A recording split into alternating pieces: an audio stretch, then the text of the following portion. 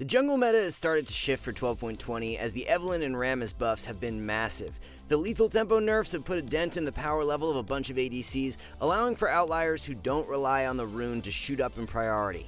All this and much more as we bring you guys up to date with how the meta is shaping out midway through 12.20, thanks to the help of our challenger players in analyzing the most recent data. But before we get into it, be sure to check out SkillCapped if you want to truly get better at League of Legends. We're the only service that offers a money-back guarantee if you don't climb at least 5 divisions while actively using our service. We do this because our service really does work, and if it doesn't work for you, you shouldn't pay. Learn more at the end of this video or click the link in the description below. One of the bigger winners as a result of the 12.20 item changes has been Camille. Steric's buffs have been very positive for the champ, and it now slots in really nicely as a third purchase. Majority of players are still building Death's Dance, but that should begin to change as Steric's has seen a 4% win rate spike from its buffs. Now that the Aatrox matchup has become even easier, it's another factor in Camille pushing back into a top tier spot. S tier is where you'll find Camille on the tier list. For an update on Nasus, he has seen a very slight decrease in power as a result of the Frozen Heart nerfs, but nothing big enough to warrant a move down the tier list. Frozen Heart is still a great second purchase for most games,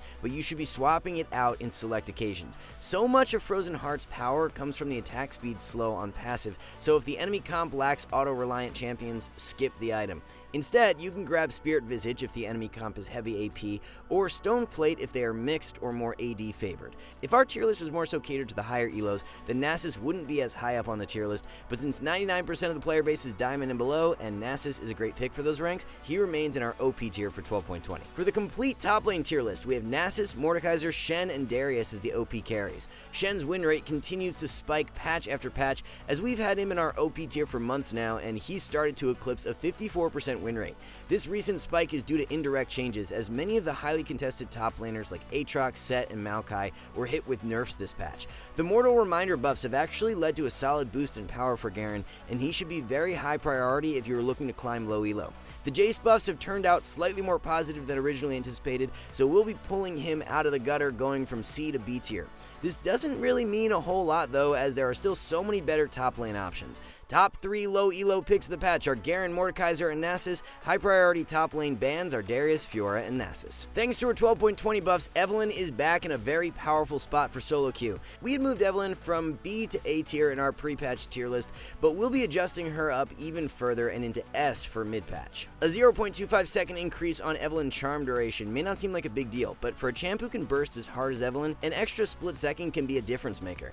5 damage on Q is also bigger than it may seem on paper, because you have to remember Evelynn has multiple Q charges. All in all, Eve is shot up into a really great spot for 12.20 and now rivals Fiddlesticks as the best solo Q AP jungler. Another AP jungler on the rise for 12.20 has been Elise. The range adjustment to her human form Q has given her slightly more range on the spell and makes her combo feel much smoother to use. Since Elise's Q now targets the edge of the enemy's hitbox instead of the center, it's an even greater range buff when you're playing against champs who are large in size. Tier list placement is a bit of a toss-up for Elise because for the higher elos, she's definitely an OP pick now, but for the lower ranks, we still see her as a fringe S tier pick. When it comes down to choosing a side, we're always going to lean towards where our analysts see the champion best fit for Diamond and below, and because of that, Elise will remain in the S tier. If you're Gold or below and are a jungle main, what are you even doing this patch if you're not spamming Rammus? The W buff has been absolutely incredible, as removing the self-slow not only helps Rammus stick onto his target better, but he simply feels so much better to play. Even though the change wasn't a direct damage buff, it will translate into so much more damage throughout the game, as the longer you can stick onto your target, the more autos you will be able to get off. If you're new to jungle or are just looking for a simple yet effective champion to pick up, Rammus should be top priority for 12.20 as he finds a spot in our S tier. Moving on to the jungle tier list, it's going to be Bel'Veth, Fiddle, and Udyr as the premier carry options. Wukong is one other jungler who we will be adjusting up the tier list for mid-patch, as his ultimate buff has been quite impactful. As we mentioned in our pre-patch tier list, no need to worry at all about the demonic embrace changes, so for a meta jungler like Udyr, the item is still the most optimal second purchase. Top 3 low elo junglers of the patch are Rammus, Udyr, and Bel'Veth. Udyr, Fiddlesticks, and Bel'Veth should be high on the ban list for 12.20. The biggest winner from the mid lane has been Ziggs. Blind picking Ziggs is still quite risky, but as a counter to many of the shorter ranged mages, he should not be overlooked now. These champs like Victor, Anivia, Vex, and Veigar are who Ziggs can really shut down and limit their effectiveness. As long as Yone, Yasuo, and Zed are high priority for solo queue though, it's difficult for Ziggs to really shine as a power pick. With that said, Ziggs is now one of the better mid lane mages for 12.20 and finds a spot in our A tier. Now that Syndra is one of the highest priority mid lane champions, who can you play to take advantage of that? Fizz works super well and was even recently buffed. Syndra, lacking a gap closer and being very skill shot reliant, is so easy for Fizz to exploit due to his high mobility and long range catch power. You can also avoid so much of Syndra's R damage simply by pressing E when she uses it on you.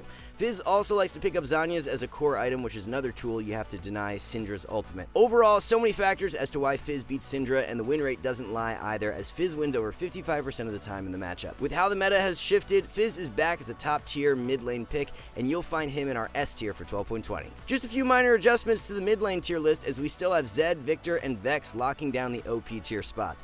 We moved top lane Jace up the tier list, and we'll do the exact same for mid lane Jace, moving him from C to B tier as a result of his buffs. Set mid has taken a pretty massive power cut due to the nerfs, with his win rate dropping over 3%. The MR and passive nerf make him way more vulnerable throughout the early levels, so he's no longer that sleeper S tier mid of previous patches. The best low elo mid laners are Swain, Malzahar, and Heimerdinger. Syndra, Zed, and Vex are rated as the most ban-worthy mids. With so many marksmen being hit with the lethal tempo nerf and a new rune page emerging on Lucian, he's moving up the tier list for 12.20.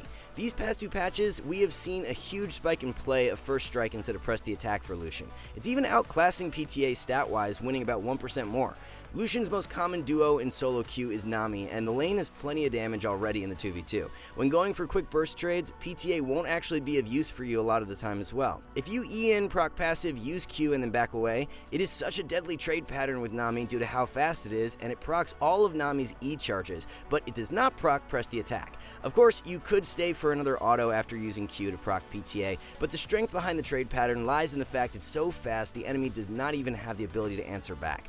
Another factor is that Lucian is most powerful throughout the early to mid game, so by running first strike you can reach your item spikes faster. Not a major adjustment, but Lucian will be moving from B into A tier for 12.20. Our analysts had to do a double take on this one to make sure we weren't going crazy, but due to the lethal tempo nerfs, Zeri is now on the verge of being the only champion to join the 30% win rate club. What an absolute disaster, as Zeri went from being the most broken pick in the game to a complete dumpster fire in the span of a few patches. Zeri's play rate is even below 1% now, which is actually a good thing considering her power level currently. Anybody out there still trying to make Zeri work, we commend you, but at the same time, you're making it way harder on yourself than you need to. We honestly need a separate tier for Zeri right now, as she's just that bad and should be avoided at all costs. The ADC tier list will feature Twitch, Misfortune, Kai'Sa, and Tristana as the optimal solo queue carries. It's not just Zeri who's been trampled down by the lethal tempo nerf, as ADCs like Sivir, Vayne, and Kalista are all feeling the negative ramifications. There's a pretty big gap now between the bottom tier ADCs and the OP tier picks. We've been a huge Tristana advocate in recent patches, and she's now shot up to holding the highest win rate for any solo queue ADC in 12.20. Still quite the underrated pick though, as she's not being prioritized nearly as much as she should be. Direct buffs and support meta shifting back towards more melee picks instead of enchanters are the major factors in Trist's rise. The best low elo bot lane carries are Tristana, Misfortune, and Ziggs. Highest on our ban list for ADCs include Misfortune, Kai'Sa, and Twitch. The support meta has been super stable throughout 12.20, so the tier list isn't much different from 12.19. OP tier will consist of Amumu, Janna, Blitzcrank, and Maokai. Blitz and Maokai were hit with nerfs this patch, but the changes have done absolutely nothing in shifting their power levels, so they will be adjusted back into OP tier.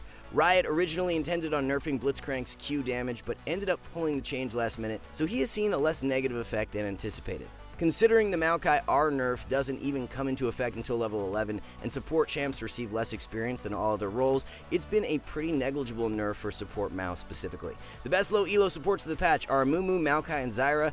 Janna, Amumu, and Blitzcrank are the most optimal support bans. Alright guys, before we wrap this up, let's tell you a little more about SkillCapped. So, we offer a 5-division rank up guarantee, and think that's a pretty crazy thing to offer. It's like a gym membership guaranteeing you'll get ripped. Your local gym would go bust if they offered that, right? Not us. We've offered this for years because our service really does work. It works so well, in fact, that we're able to produce by far the largest catalog of premium league guides on the internet. We add over 20 videos a week, with over 1,600 guides curated into over 100 courses no one can compare. We've also sent challenger players into Elo Hell 714 times and counting, where they commentate how to carry live. They also respond to all questions asked. Sign up today for as little as $6.99 a month if you are serious about improving.